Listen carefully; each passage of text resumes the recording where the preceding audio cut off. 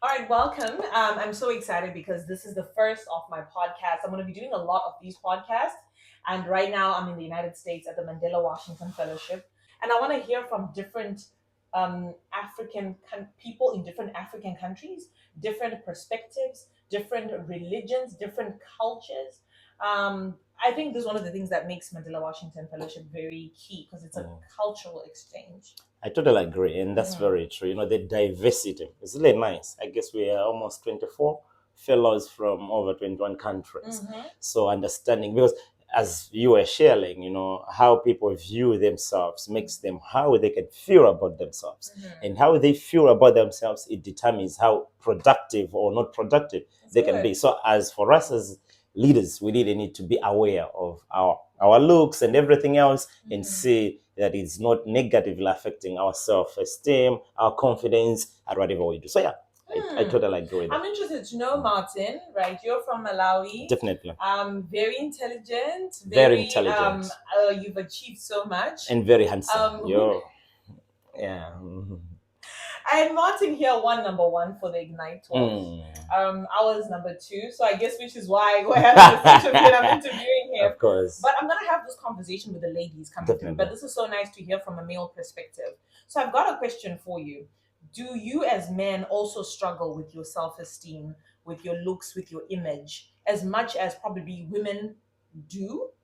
I think it differs. For men, it's not a big deal, but it becomes a big deal. Not necessarily when you take it from an angle of relationship, it not much. We don't really care about that. But when it comes to a point of view, like in my case, even in my country, I'll give examples. When maybe you are trying to go for a public office. For example, I would like to be a president. In my country, it's a big deal. How you look. In my country, we had our late vice president, Saulos Chilima. His wife, very beautiful. Mm. He himself, very handsome and very smart and very intelligent. So very good combination, and it influenced the votes. He changed the landslide, the landmine when it comes to elections in our country. So it does. It just depends which field you are in. But when it comes to relationship, from my experience, most men don't. But when it comes to things like standing for public office, they do. So basically, most men pay attention to it unless if they've got an issue, a serious issue. I'll give you my example. For example, I there was also a time in my time where I was like, man, I feel like I don't look the way I want to look. You know what I mean? Because any single kind of lotion I can use, Nivea or whatever, in my face I'll still look pimple. I'll come up pimples and all that. Yeah. Till now I don't.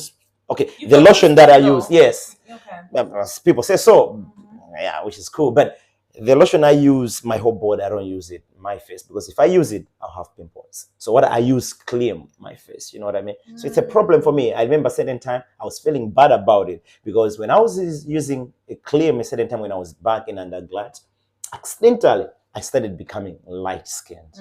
You get the point? I get it. So it I was get it. bad, because Yeah. now people are like, "Oh, Martin, what are you doing? Are you using, all these chemicals?" But products. I'm not breaching, guys. I think it's just because I've got this problem, so I'm trying to find a solution. So I'm trying different kind of Russians. So if it's at that level, you can feel bad about it. But if it's not, I think we're good. But And it's a how big old were thing. you when you were going through that?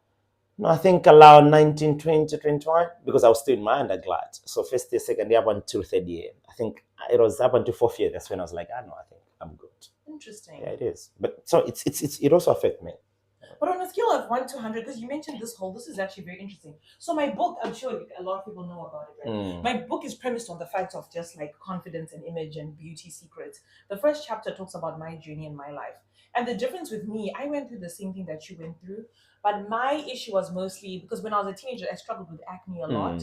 And then getting into my 20s as well. And now it's a bit toned down. It's now mostly hormonal, but it's not as what it was before. But I really struggled with that journey because I was a model. I was in the beauty industry. Yeah, the industry. And I always had to cover my face, I had to cover my skin, I had to put foundation, I had to put face powder. And it was so stressful to me. And there's a time my mother suggested, why don't you wait on doing not just modeling, but I was also a TV out there. And I had to wait until I felt confident. My point is, that's how much it affected me, to the point that I was still winning though the pageants, even though I had like pimples, but I was covering and with hair and all of that.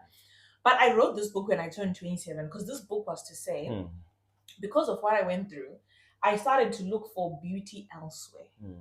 Because it's as if this beauty was now affected. True. I started developing my character for the first time. So I started telling myself, no, it's not really about how I look. Who cares? As long as you're a good person, your intellect is on point, your character. So that's why, typically, that's why I wrote this book, to say kingdom beauty regime. The type of beauty that God would want. Sure. Yes. Oh, that's cool. So I didn't like that. For me to hear and I feel like that the other point is that most men, we may say most men, does it because it doesn't affect them, because most men are very, they're not open enough to speak about themselves. It's hard for men to share their feelings, how they feel, if something is troubling them. We just leave and swallow, off we go. I think it's cultural sometimes. Where I grew up in Malawi, and most of Southern Africa as well, if a man is complaining, you look at him like, oh, you're weak, man. A man doesn't cry. A man. So we have got all these issues. I know a lot of fellow men who have got, skin problems, and it affects them, but they can't just speak out. You know what I mean? That's why at the end of the day, we feel like men don't care, but I feel like men do sometimes, but it's just an issue that in our cultures, most of the times, we haven't developed that mentality of saying men should speak up. The same thing when we have got all these suicide cases. In my country, the majority who kills themselves suicide are men. And they definitely, and simple, because we don't speak up, we live with all these issues. So it's the same when it comes to appearance and all that. But yeah, most of the times, as you said, it also matters the field you are in. So the field you are in as well, it makes it worse. So, yeah. Interesting. It is. Oh, well, thank you so much, Martin. This has been super amazing. You're welcome. I just wanted to pick your brain a little bit on how you see image relating to success, and how men find it, and how far it goes in terms of affecting your performance, the work that you do. And I know it's also not for every woman. Some women are just confident in who they are, and they go for what they are. But I know for a fact that not even every woman, every human being has got insecurities. They do, and that was my point. I wanted to talk about the insecurity. Yeah, it can be your body. It can be something you never liked. It can be something you were teased about in high school, because that's how all of this starts. But the important thing is, as you grow up, how do you come out of it? The important thing as well is to use that area to become your strength, because it was your weakness. You used to be teased about it, but now you're saying a story about it. Yeah, I like that. So thank you very much. Do you have any closing? Definitely, the closing remark is on the insecurities which you mentioned, and I feel like that's another big thing. I've met men who are like, you know what, I don't want to date a very beautiful girl, this and that, because I feel like I'll have huge competition.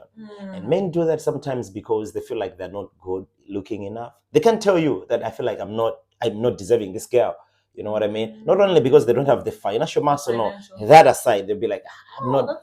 There's some handsome guys who snatch the girl. So let me just settle for someone who at my level. You get my point? So I can control them. There is no competition. So these are things which men we discuss, but most men are not willing to. If you ask them, why are you doing this decision? They'll find another reason, not how they look. They'll tell you, because of finances, or because they will never tell you, because I feel like definitely because you are a problem. You're a problem. You are the problem. You how you dress, how you this. You're like, are you sure? You know what I mean? If someone wants to cheat, they can cheat no matter how beautiful or not beautiful they are. If we can use that word. But it's just those insecurities, and they come because men don't always, speak up when it comes to this issue. So it's a big thing. For me, my closing remarks is, guys, let's love ourselves. If you feel like something has got a problem, it's okay not to be okay. And it's okay to ask for help, Ask for help. People can help, you say. But just to live with these insecurities and dying inside, that's not what God created us. God created us to be the best version of ourselves and to be the best thing that He wants to do. So let's live that, and let's be that, and be confident and loving in our own body. So, that is beautiful. Thank you so much. So that's coming from Martin from Malawi and your girl Valerie Quintal. This has been super amazing. We're gonna have so many more interviews. But this is coming from the Mandela Washington Fellowship. We literally had a heart-to-heart conversations that we leaders at times don't have, but these are things that affect us on a daily basis. So it was good for us to highlight that. Nice. So see ya.